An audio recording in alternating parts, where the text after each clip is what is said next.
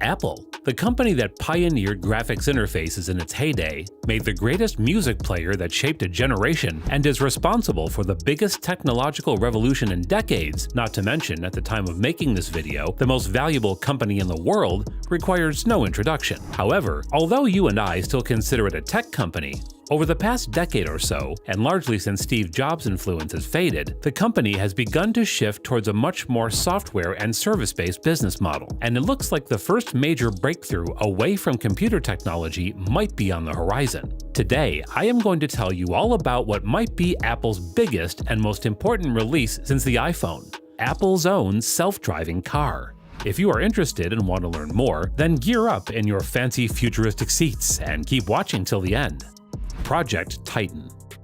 Now, this part of the deal is still a little rough, but we can still guess a lot from what we know. First off, it is pretty much a given that the car's chip will be designed in-house and made by TSMC, the Taiwanese chip maker Apple also employs for their iPhone and Mac chips. For a while, it was rumored that Apple might partner with Hyundai Kia to make the automobile bits of the car, with reported plans for a $3.6 billion investment in Kia Motors. However, in February of this year, those companies came clean that the deal did not go through, and so that question is still in the air. However, what we can tell you is what isn't in the air, and that's the hirings. From a climate system expert from Volvo Car AB, a sensor engineer from General Motors Company's Cruise LLC, and multiple other engineers from Tesla of all places, it seems to me that they are now planning to do everything in-house. And with Apple's AI and machine learning chief John Giandria, the man who will probably be responsible for getting the software part of the thing settled, finally joining the team as well, I think they can pull it off. And honestly, if they manage to do it,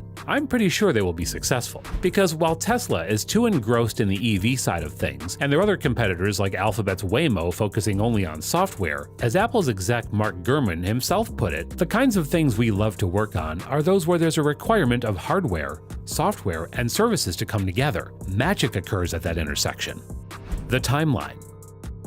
Although fans have always speculated about what an Apple car may look like, for the longest time, that was always brushed away as fanboy talk. However, everything became clearer in February of 2015, when a mysterious van that was reported to belong to Apple was spotted in Northern California, which, as you may know, is the home of Apple itself. And what exactly was it that got this van labeled as mysterious? Well, as it turns out, the otherwise simple black van had something massive and unseemly attached to the top, namely a camera rig, and one with multiple cameras. And while at the time most people thought that this was something akin to Google Street View, others began to think something more serious was afoot.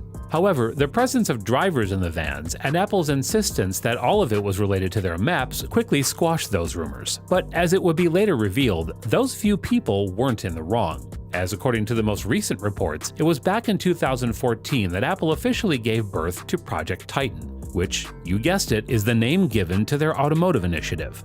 According to the Wall Street Journal, their sources claim that at that time, Apple already had hundreds of employees working on this so-called Project Titan. And not only that, they seem pretty serious about it too, with Steve Zadesky, Apple VP of Product Design, leading the project under Dan Riccio, Apple's head of hardware engineering. Now, the next few years remained quiet, and it was only 2 years later in 2016 that Apple next opened up about the project. Steve Zadesky announced his plans to exit the project, and soon afterwards, in July, the former Apple exec Bob Mansfield, who had retired from the company earlier in 2012, rejoined as the project's new head. And finally, in June of 2017, Apple's upper management finally opened up regarding it, with CEO Tim Cook himself speaking about, and as a result confirming the rumor that the project was in fact real. We're focusing on autonomous systems. It's a core technology that we view as very important. We sort of see it as the mother of all AI projects. It's probably one of the most difficult AI projects to actually work on. Now, this actually happened because of software regulations requiring a lot more publicity. But whatever the matter may be, it worked. And since then, more and more cars have been spotted all over the country, all seemingly gathering data and testing the required information. While the past 2 years have been a bit of a wrench in, well, everyone's plans, with big companies like Apple taking a hit too, it's no secret that the project has taken a while to get a date. All the rumors. Just this week, reporters from Bloomberg revealed that the California tech giant is looking to not only hasten its efforts toward the car, but has started to finally realize what the project will look like. You see, for the longest time, the project was just meant as an exploration of different options, with the two main ones being a car that sold because of its electric nature, with performance and speed being its selling points, or one that focused on being able to drive without human intervention. And as we've already mentioned, they seem to have decided what exactly it is they're going to do, with the article claiming that under the leadership of Apple Watch software executive Kevin Lynch, the company developers are now focusing solely on the second option. According to the site's sources, unlike Tesla and other electric cars, which are only slowly increasing the self-driving functionality of already existing cars, Apple is instead trying to push towards a car that has a fully self-driving system in the first version. This is big news, guys, because while the project has been on and off since 2014, we finally seem to be getting confirmation that the company is taking this seriously. There have, in fact, been multiple indications of them doing just that. Starting in September of this year, Apple's former head of the project, Doug Field, after 3 years in charge, just left for a seemingly more attractive job at Ford Motor Company, who we can safely assume are working on self-driving cars of their own.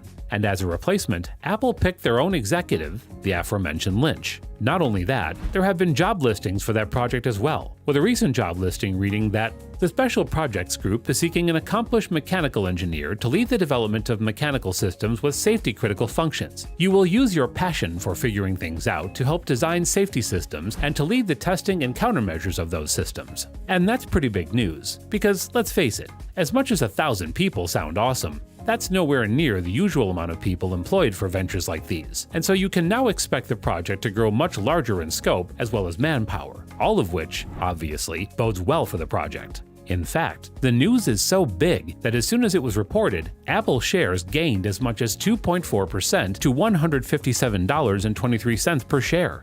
What does this mean for Apple?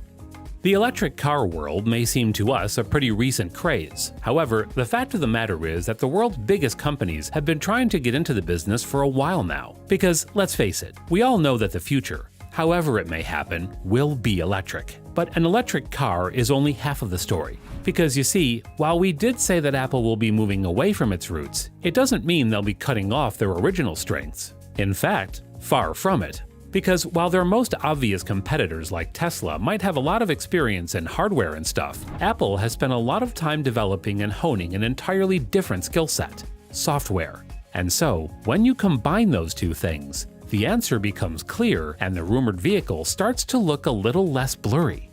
And so on that note, I'm going to leave you for today. I hope you enjoyed watching, and if you did, be sure to leave a like and subscribe for more. With that, take care, and I'll see you guys next time.